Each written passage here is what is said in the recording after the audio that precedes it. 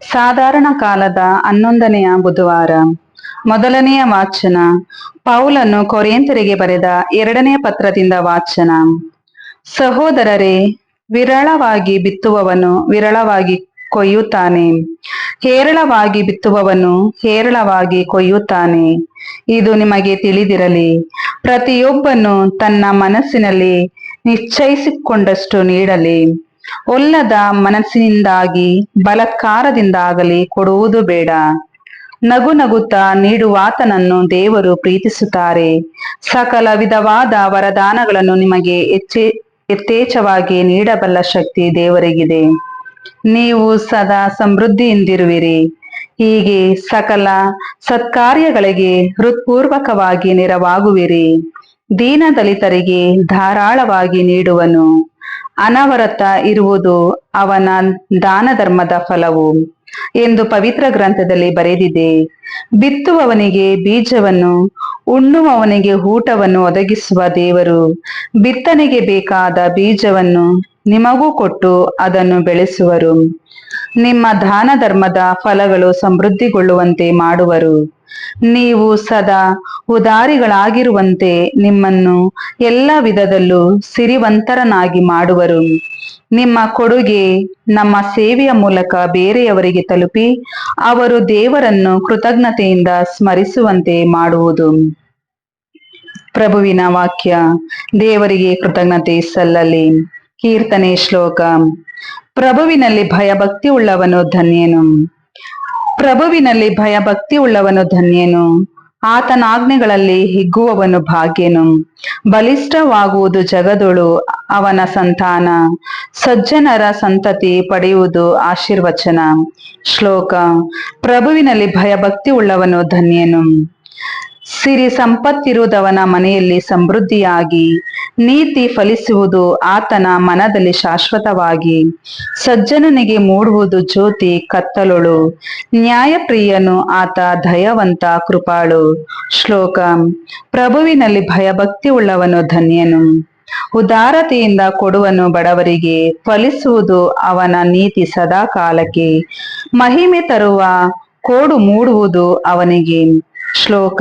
ಪ್ರಭುವಿನಲ್ಲಿ ಭಯಭಕ್ತಿ ಉಳ್ಳವನು ಧನ್ಯನು. ಘೋಷಣೆ. Hallelujah, hallelujah. ಮಾರ್ಗವು ಸತ್ಯವೂ ಜೀವವೂ ನಾನೇ. ನನ್ನ ಮುಖಾಂತರ ಬಾರದ ಹೊರತು ಯಾರು ಪಿತನ ಬಳಿಗೆ ಬರಲಾರರು. ಹಲ್ಲೆಲೂಯ. ಮತ್ತಾಯನು ಬರೆದ ಪವಿತ್ರ ಶುಭ ಸಂದೇಶದಿಂದ ವಾಚನ. ಆ ಕಾಲದಲ್ಲಿ ಯೇಸು ತಮ್ಮ ಶಿಷ್ಯರಿಗೆ ಹೀಗೆಂದರು. ಜನರಿಗೆ ತೋರಿಸಿಕೊಳ್ಳುವುದಕ್ಕಾಗಿ ನಿಮ್ಮ ಧಾರ್ಮಿಕ ಕಾರ್ಯಗಳನ್ನು ಅವರ ಎದುರಿಗೆ ಪ್ರದರ್ಶಿಸದಂತೆ ಎಚ್ಚರಿಕೆಯಿಂದಿರಿ. ಹಾಗೆ ಮಾಡಿದರೆ ಸ್ವರ್ಗದಲ್ಲಿರುವ ನಿಮ್ಮ ತಂದೆಯಿಂದ ನಿಮಗೆ ಪ್ರತಿಫಲ ದೊರಕದು. ಅಂತೆಯೇ ನೀನು ದಾನ ಧರ್ಮ ಮಾಡುವಾಗ ತುತ್ತೂರಿಯನ್ನು ಊದಿಸಬೇಡ. ಜನರ ಹೊಗಳಿಕೆಗಾಗಿ ಕಪಟಿಗಳು ಪ್ರಾರ್ಥನಾ ಮಂದಿರಗಳಲ್ಲೂ ಹಾದಿ ಬೀದಿಗಳಲ್ಲೂ ಹೀಗೆ ಪ್ರದರ್ಶನ ಮಾಡುತ್ತಾರೆ. ಅವರಿಗೆ ಬರಬೇಕಾದ ಫಲ ಪೂರ್ತಿಯಾಗಿ ದೊರಕಿತಾಯಿತೆಂದು ನಿಮಗೆ ಖಚಿತವಾಗಿ ಹೇಳುತ್ತೇನೆ.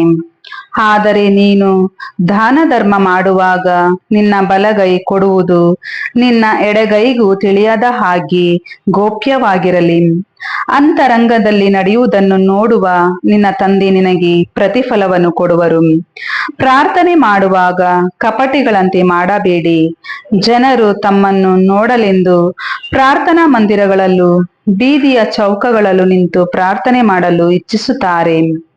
ಅವರಿಗೆ ಬರಬೇಕಾದ ಪೂರ್ತಿ ಫಲ ಆಗಲೇ ಬಂದಾಯಿತೆಂಬುದು ನಿಮಗೆ ಚೆನ್ನಾಗಿ ತಿಳಿದಿರಲಿ. ನೀನು ಪ್ರಾರ್ಥನೆ ಮಾಡುವಾಗ ನಿನ್ನ ಕೊಠಡಿಗೆ ಹೋಗು, ಬಾಗಿಲನ್ನು ಮುಚ್ಚು, ಅಂತರಂಗದಲ್ಲಿರುವ ನಿನ್ನ ತಂದೆಗೆ ಪ್ರಾರ್ಥನೆ ಮಾಡು. ಅಂತರಂಗದಲ್ಲಿ ನಡೆಯುವುದನ್ನು ನೋಡುವ ನಿನ್ನ ತಂದೆ ನಿನಗೆ ಪ್ರತಿಫಲವನ್ನು ಕೊಡುವರು. ಉಪವಾಸ ಮಾಡುವಾಗ ಕಪಟಿಗಳಂತೆ ಮುಖ ಸಪ್ಪೆ ಮಾಡಬೇಡಿ. ಜನರ ಕಣ್ಣಿಗೆ ತಾವು ಉಪವಾಸಿಗಳೆಂದು ತೋರ್ಪಡಿಸಿಕೊಳ್ಳುವುದಕ್ಕಾಗಿ ಅವರು ಮುಖವನ್ನು ಬಾಡಿಸಿಕೊಳ್ಳುತ್ತಾರೆ. ಅವರಿಗೆ ಬರಬೇಕಾದ ಫಲ ಪೂರ್ತಿಯಾಗಿ ದೊರಕಿ ಆಯಿತೆಂದು ನಿಮಗೆ ಖಚಿತವಾಗಿ ಹೇಳುತ್ತೇನೆ. ಆದರೆ ನೀನು ಉಪವಾಸ ಕೈಗೊಂಡಾಗ ಮುಖ ತೊಳೆದುಕೋ, ತಲೆ ಬಾಚಿಕೋ. ಆಗ ಉಪವಾಸ ಮಾಡುವವನಂತೆ ನೀನು ಜನರಿಗೆ ಕಾಣಿಸಿಕೊಳ್ಳುವುದಿಲ್ಲ. ಅಂತರಂಗದಲ್ಲಿರುವ ನಿನ್ನ ತಂದೆಗೆ ಮಾತ್ರ ಕಾಣಿಸಿಕೊಳ್ಳುವೆ. ಅಂತರಂಗದಲ್ಲಿ ನಡೆಯುವುದನ್ನು ನೋಡುವ ನಿನ್ನ ತಂದೆ ಅದಕ್ಕೆ ಪ್ರತಿಫಲ ಕೊಡುವರು. ಪ್ರಭುವಿನ ಶುಭ ಸಂದೇಶ. ಕ್ರಿಸ್ತರೇ ನಿಮಗೆ ಸ್ತುತಿ ಸಲ್ಲಲಿ.